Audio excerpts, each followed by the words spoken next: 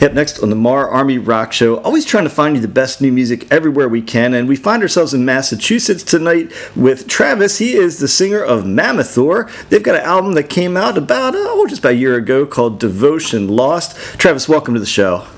Thanks, Rocky. How you doing, man? I'm doing great, and I hope you're doing well tonight, too. Now, I'm excited to learn a little bit more about your band. I've been listening to Devotion Lost today, but the first thing is, give me a little history of the band. You guys looks like you've been around maybe a decade or so. Mammothor first formed in 2012. Our two guitarists actually had met, and they really hit it off, and they found a singer who really gravitated more toward like the blues rock kind of sound.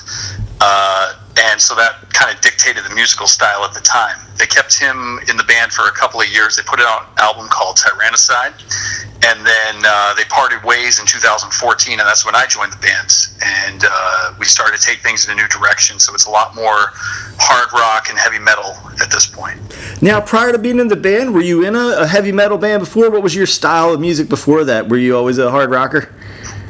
Definitely into rock music and metal. Some of my favorite bands are, like Megadeth. Faith No More is a real favorite of mine. I like anybody with a real, virtuoso sort of vocal style. A lot of early Incubus, that kind of stuff. I was definitely into a lot of the hard rock kind of stuff. I bounced around in a couple of bands, but nothing ever too serious until I joined Mammothor. So I mentioned you released a full-length record a little bit over a year ago. Tell us a little bit about the journey making that record and where you recorded it and all that good stuff. Yeah, well, we did Devotion Lost. We recorded it in Cambridge, actually just outside of Boston. It was quite a feat to get there. We particularly had trouble keeping a bass player at the time. If you're not in a very high profile band, it can be hard to find people who are very committed. So we went through a lot of members, drummers, bass players. I really think that the magic bullet pretty much came when we met Nick, who's our drummer. Nick came in December of 2015, and from there things started to pick up pace pretty quickly. We started to do more bigger shows, and he got serious, but we still had a lot of trouble keeping a bass player. We found this guy named Dusty from a band called Silver Beast, another local band, and he was an excellent player, but he's very busy with his family and stuff. He just couldn't commit to the level that we needed somebody to go on tour and to do all this stuff to really bring these things to the next level. So then we got lucky about... Oh boy, our album had been out for probably 2 or 3 months, and we met Lori, and she is now our bass player, which she has been for the last year and a half, or a little over a year actually. And Lori's awesome. She's been very, very dedicated pretty much from the get-go. I think that she saw kind of where we were headed and liked that direction. As far as Devotion Lost, a lot of it was really just trying to get everybody on the same page and move things forward. Josh is a very quick writer musically. Dana is much slower. They came in with a lot of riffs. I'm much slower, so I was kind of slow to come around with some of the lyrics and stuff. But after we started to get that together, it was really just finding people who were committed and who were able to really get the project done. We're pretty happy with how it came out, but we're extra excited about the new stuff we're working on right now. Now, I saw something about a lyric video for the song Skin, so why don't you tell me a little bit about the lyric video for Skin? Well, Skin's an interesting song. Skin was one that I had first been sent. So I had met Dana when they were looking for a new singer. He's one of our guitarists.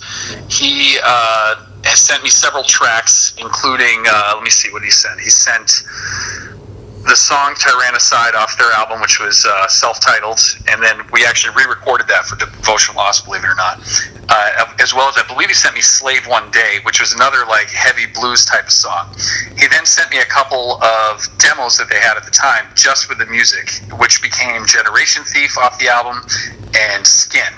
I'm sorry. He sent me, there was a piece of Skin, and he sent me a song called Shadows of Oblivion. So Skin came together very slowly musically. There are a ton of time changes. Nick could tell you better. I believe it's something like 16 or something in the song. Wow. Yeah, it's a lot. And it was actually the first one that I tackled to do lyrically. So that was a little bit of an undertaking. And Dana is very laid back. He was not the quickest to kind of make decisions on where he wanted to go musically. But once we kind of got down the road with it, it really started to come together. Now I think it's one of the cooler songs on the record.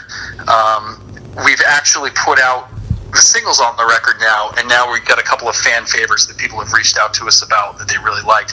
That one and Tyrannicide, the remake, basically the redo that we did, seem to be like ones that people really gravitate to. So we want to do lyric videos, get them out there so more people can hear them and get a visual representation kind of the song. So you guys do something that's kind of important on your Facebook page called the Riff of the Day. Tell me a little bit about that and what it is and how it got started. Well, that was an idea that everybody basically on guitar came up with. Dana really spearheaded that one. He wanted to start getting our YouTube channel more interaction with people. So they came up with the idea of basically recording a whole bunch of videos and getting them up there so that people could learn to play guitar a little bit better. The band at its core, at its formation, was really guitar based. All about that riff, and that's one of the things that pulled me into the band. You see a lot of smaller bands that just don't have the riffs, and that was something that Josh and Dana both were able to come up with, really powerful, strong riffs. And now at this point, with the new material we've got Lori coming in with new songs, Nick and I are coming up with stuff together, so we're coming at the writing process from a whole lot of different directions. Now, I guess you kind of touched on this a little bit. When I listened to your band today, and I was listening to it quite a bit, I kind of heard like some 70s, some 80s, and some 90s all mixed in there. Do you kind of pull from all those genres? Yes. I think that everybody actually comes in with... everybody has a lot of similar influences, but for instance, there are bands that some of the guys and gal don't like that maybe I like, and vice versa. So we're pulling from a lot of different directions. So one of the more fun things for me is when Josh comes in with riffs, because Josh, as I said, is the most prolific of the writers in the band. But Josh sometimes will come in with a more or less kind of completed song with the idea. He'll have lyrics, he'll have everything. But then other times he comes in with more of just the musical idea. And then when I get to come in with vocals, sometimes I come in from a completely different direction than he would have expected, which, in his opinion, at least from what he tells me, unless he's full of shit, which could happen, he says that, he actually thinks it's better than what he had in his head. So I think that's really cool because we're coming at things from totally different places, and what we're hearing are different things, but it's still coming out as a pretty cohesive sort of style. So one of the ones that's emerged as one of my favorite tunes is This Is Not an Exit. So tell me a little bit about that tune. That one's really interesting. That one actually came from our bass player, Dusty, who at the time was with us. Like I said, he left just as we were about to release the record, I believe. But he did come in with that riff. Dana came in with a couple of ideas for it too, for the bridge on that one. Josh does the solo. The lyrics came together really, really fast. That song seems to be one that is a real staple of our live shows. I think it's just one of the most driving, straightforward songs. I mean, that bass riff that Dusty came up with was kind of the skeletal structure of everything else that we came in with. The lyrics, honestly, that was one of the easiest songs I ever wrote. They pretty much just came together immediately. And stylistically in the studio too, Kyle Perry, who is our producer, he's from a band called I Was Awake.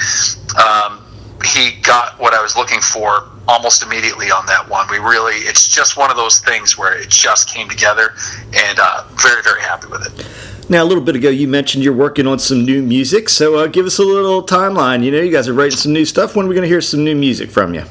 Well, we've been doing pre-production for a little while now, and Nick is just getting ready to start tracking drums very, very quickly. Probably within the next week or two, I think he's going to start getting some tracks down. Yeah. We have 2 releases planned, actually, for 2019. We're not entirely sure the way we're going to space them out. I was always thinking to do them about 6 months apart, so give people a little bit of break after they buy one or listen to one, that they can absorb it a little and then get to the next one. They are sort of interwoven, the 2 albums. It's not exactly a concept album, but Well, you'll see when you see it. But musically, it's coming from, I think, a stronger place. We've become a much more cohesive unit for our songwriting. Things come together much faster. I think we've just all gotten better.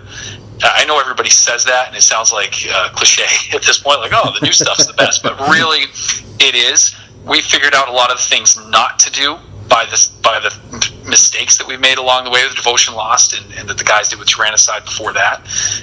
So now we know a lot more of what we want to accomplish with these two albums. So we have some really strong songs, I think, that are going to be much more radio, I don't want to say radio friendly, but certainly we have it in mind to self-edit and to make sure that things are very strong and to the point. We don't want to have a whole lot of fat on them. And I think that's one of the things that made This Is Not an Exit as successful as it has been. It's a song with very, very little fat on it. Now, it looks like you guys had a pretty nice live show schedule for 2018. Do you have any more shows the rest of the year, or are you going to be off through the holiday? A lot of bands are starting to be off for the holidays now.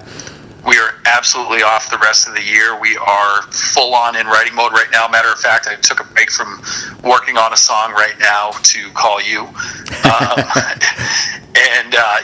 There's an awful lot of work to do just to make sure that everything is as good as it can be. The best part about being an independent band, though, is we're able to work on our own timeline. We don't have anybody breathing down our necks. Obviously, the worst part is also one of the best parts, too, is that you're kind of in control of everything. That's a little daunting when you don't have a whole team working on your side. We've been very fortunate to have Paul Crosby, formerly from Saliva, now with Asleep in the Wake. That's his new band. He's been working on our behalf a lot. That takes away a lot of the pressure. He set up the interview with you, so we're really thankful that we've met him, and he's taken us under his wing. He's got a ton of experience in the industry. So Paul's been a good friend. Paul's been a good friend of the show, man. We've had him on as a guest with his new band, and I've been a fan of his for a long, long time. So yeah, no, he's a great guy and just very down to earth, just a really normal guy for a guy who's been nominated for Grammys and stuff. It's pretty cool to just have somebody that you can get on the horn anytime and just talk music, But so he's been a great ally to us. But we're really just trying to hit a home run with this one, and that means we're going to take our time and try to do it right. We're going to be very self-critical, kind of going back over the lyrics myself over and over and over. Everybody's just really taking their time to get the tracking right. We want to get the mix just right. We want to come out really swinging for the fences. Well, we've been talking with Travis from Mammothor. Go out and check out their album Devotion Lost. And Travis, man, I'd love to get you back on the show once the new record drops too, man. We'll stay in touch, and I want to be excited to share all that new music with our listeners. That would be absolutely awesome, Rocky. I really appreciate you having me on. Hey, man, thanks for taking the time.